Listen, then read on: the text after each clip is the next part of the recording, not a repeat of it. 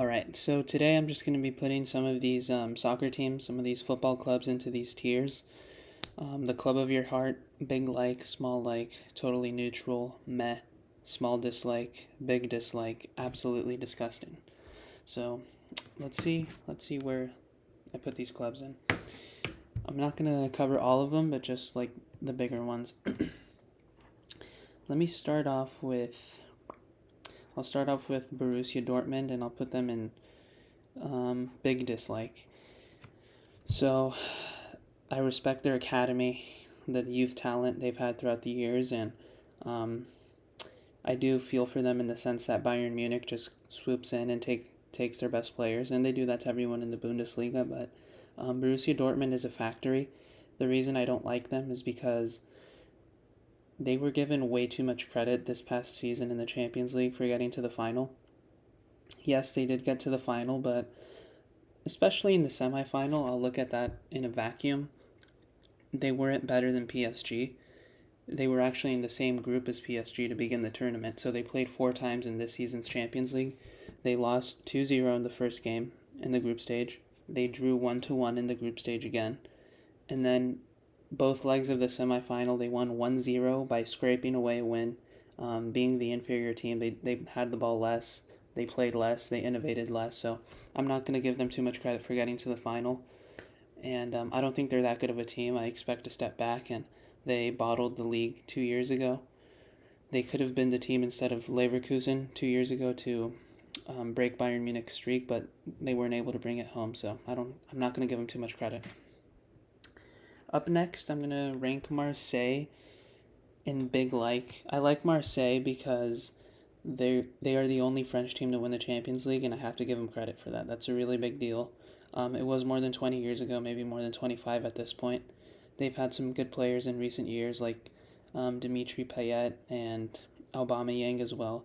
They're always fighting for European football, Europa League, Champions League. They're always in the mix to finish top four there in France.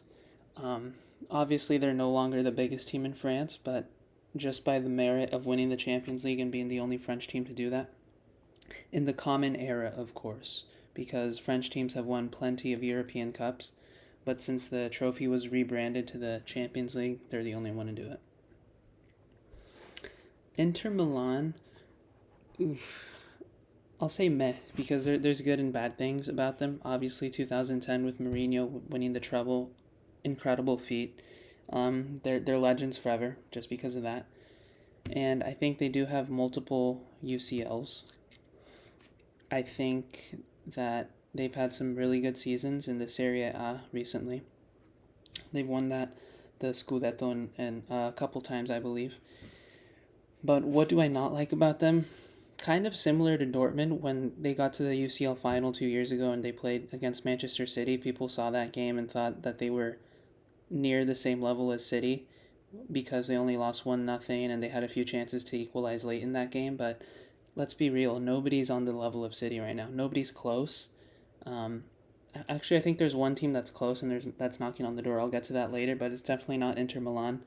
They're good, but they play defensive football, as most Italian teams tend to do. It's not beautiful.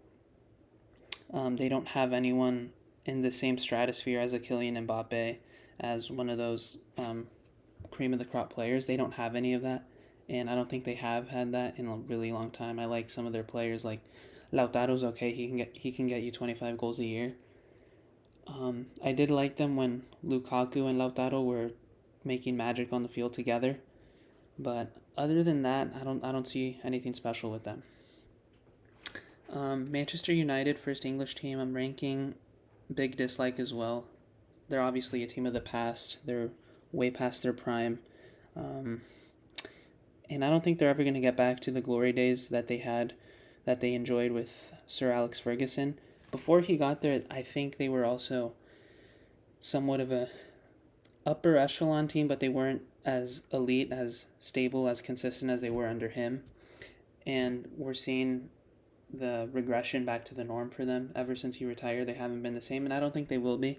Their signings make no sense. The stars that they seemingly pay huge sums of money for, they always underperform. That's systemic, that's cultural, and it has a lot to do with the board and coaching. Ten Hag does not convince me at all. I don't think they've had a good coach there since probably Louis van Gaal years ago. Ten Hag is trying to recreate Ajax. I know he had some good times over there, but that's not going to cut it in the EPL. Best case scenario, they're the fifth best team in the EPL, and that doesn't get you Champions League football. Bruno Fernandes is not capable of being the captain on a Champions League winning team, on a team that can even make a deep run in the Champions League. So I think that's where they're at, and the fans have to get used to it. I don't see them returning back to glory days anytime soon.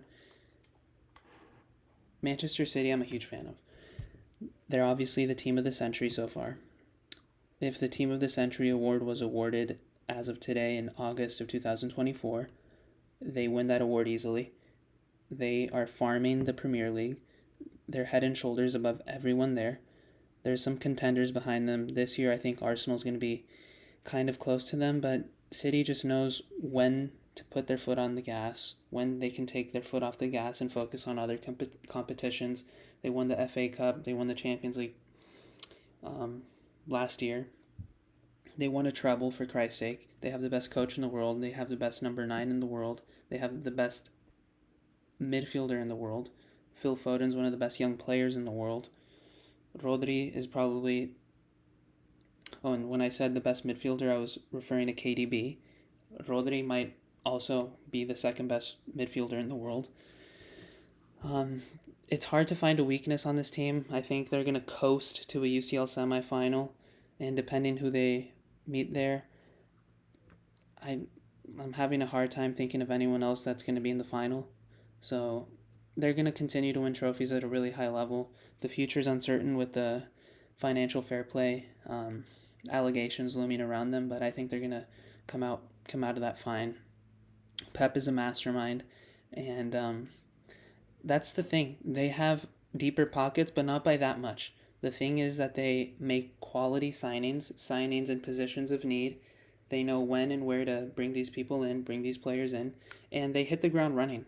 I mean, not too many flops for Manchester City compared to Manchester United, for instance, who have also been big spenders, but City's signings, since Pep got there, they've been masterclasses. I mean, Bernardo Silva's and Ruben Dias and Haaland, obviously, KDB, and recently Josko Gvardiol. Wow.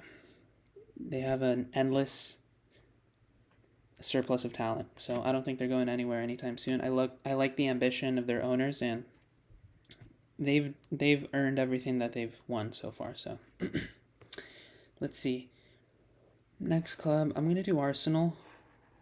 I do like them a lot as well. If City and Arsenal switch off every other year, winning the EPL, I'm fine with that. Honestly, they're both really good clubs. Arsenal, I think, is going to make a really deep run into the UCL this year as well. Arteta's a quality coach, learned under Pep Guardiola. I'm a huge fan of Odegaard. He controls the midfield like few people can. He's a mastermind. He's a young kid. Absolutely, Real Madrid regrets letting him go. He would easily be their number 10 right now. Easily. Be playing 50 games a season for them, bossing the midfield, but they don't have that luxury. That's a regret of theirs. Bukayo Saka is really good as well. He's not in the same stratosphere as some of the elite wingers, the Vinnies and the Mbappes, but he's a good winger. And they have to win a trophy this year. There is some pressure on them. They've invested. They've been good for a couple years now, so it's time to win a trophy. Bare minimum, win an FA Cup. Bare minimum, win a League Cup, the Carabao Cup. And but they're going for the EPL, and I think they have a real shot to do it. Liverpool, I know we're on an EPL streak right here. Let's leave it at a big dislike. I was going to put it in small dislike, but it's a big. Their golden era, which they've been enjoying for, let's say, the better half of a decade now, very underwhelming. What is it? 3 UCL finals, 1 UCL win, 1 EPL, and then a few Leagues Cups, a few FA Cups in there. I get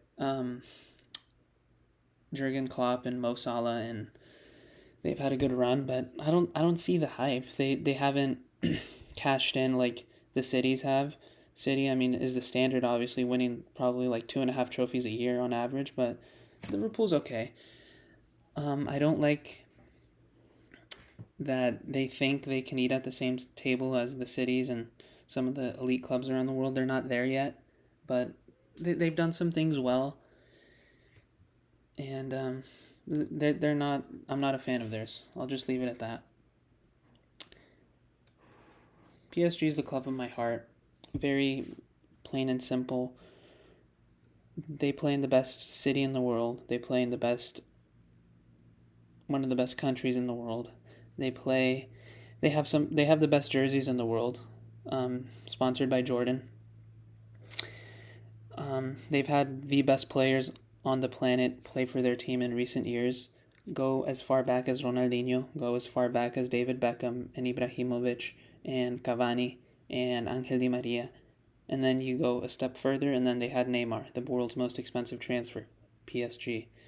Messi, probably the GOAT for most people watching this video, PSG. Kylian Mbappe, who's been the best player on the planet for the past 4 or 5 years, PSG. They're knocking on the door of the Champions League. They're not far. They've made the semifinal 3 times in the past 5 years. Not many other clubs have done that. They're definitely in the same conversation as Manchester City as the top contenders. They're making new signings, adapting to the new era after the big 3 are gone and after Mbappe's gone. But they're getting younger. They're getting quicker athletes. They're getting, athletes with a chip on their shoulder trying to make a name for themselves on the European stage. And I think they're going to do that at PSG. They're going to have some under-the-radar games in their league, get their feet under them, see how they can play. As of today, they've won their first 2 league games. They've scored 10 goals combined in those 2 games. They're spreading the wealth. Not one goal scorer is dominating, but they have an infusion of French talent with tons of youngsters, Bradley Barcola and Warren Zaire-Emery, and obviously Ousmane Dembele and Randall Kolo Muani. He's a big, long center forward who can bag you 20 goals a year. Donnarumma is one of the world's best goalkeepers. He's longer than pretty much every other goalkeeper. Hakimi is a luxury to have at right back. Other clubs would be killing for him. And, Vitinha in the midfield is exceptional. He now has his partner in crime, Joao Neves, a young kid also from Portugal. He's exceptional. Warren Zaire-Emery, like I just said, in the midfield. Their midfield set for 6, 7, 8 years. So they're just going to continue to knock on the door in the Champions League. Don't be surprised if they win a couple in the next 4 or 5 years. I think they're right there. Obviously, losing Mbappe hurts because of revenue and aura and value that he brings to the club, but they're going to be just fine. And with that in mind, let me move on to... Let's do Chelsea. Small dislike for Chelsea. I like them a little bit more than United and Liverpool, but I'm not a fan of them either because they just spend too much money. They don't have a clear direction under new ownership. They have no plan. It looks like they're just going for players they just like. They watch them play in trials or scout them in their countries for a couple times, and then they fall in love with them and they pay astronomical fees for these guys that you've never heard of.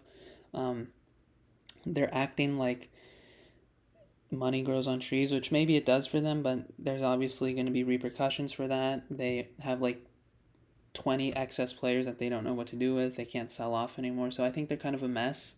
I don't like their captain at all, Enzo Fernandez. Incredibly overrated. He's not quick. He doesn't have a gifted shot. I don't think he's a gifted passer. But what he does have, he probably wants it more than other people. He wants it. He's going to battle. And I think every team needs one of those guys, but if that guy on your team is also accompanied by innate talent and just beautiful technique that he possesses all in one player, you're going to be set. Unfortunately, that's not their case. Enzo Fernandez, I'm not a huge fan of. And I think it all starts with your captain, so I think they're limited in that sense. Let's do Real Madrid. Absolutely disgusting. It's been absolutely disgusting in recent years what they've... the way they operate, I'll leave it at that. Yes, they win UCLs. Yes, they win trophies.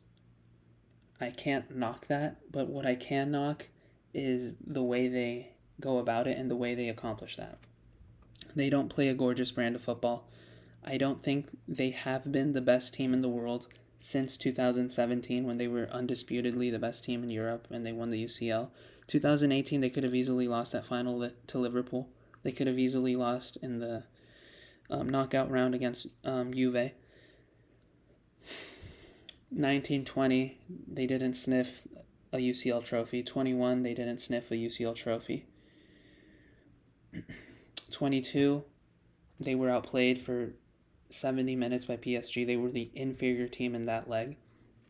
They were once again outplayed by Chelsea in the quarterfinals, and they were absolutely outplayed by Manchester City. So I don't think they were better than any of those three teams, but they somehow won the trophy. Fine. 23, outclassed by City. 24, outclassed by City, but they won on pens. So I'm not going to give them too much credit. And I don't think they're a generational team as most people seem to think.